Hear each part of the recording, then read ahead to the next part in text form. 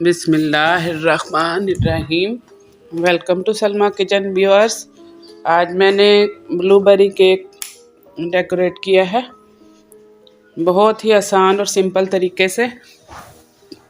जो बच्चियां नई सीख रही हैं उनके लिए इसको बनाना बहुत ही आसान होगा, क्योंकि ये बहुत ही आसान तरीके से और एक ही नोज़ल से मैंने इसे डेकोरेट किया है।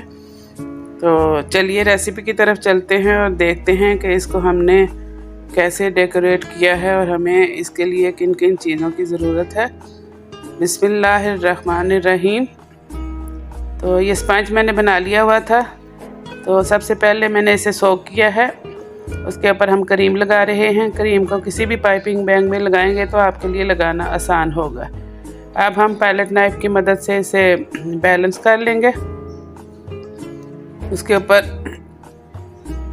ब्लूबेरी सिरप लगाएंगे और उसको पैलेट नाइफ की मदद से फैला लेंगे।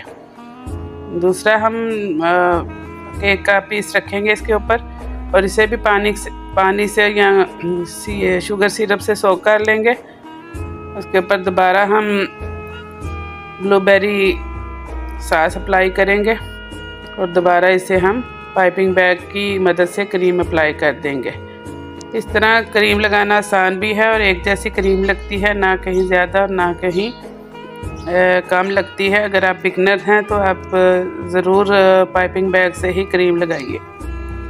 साइडों पे भी हम क्रीम अप्लाई कर लेंगे पाइपिंग बैग को इस्तेमाल करते हुए।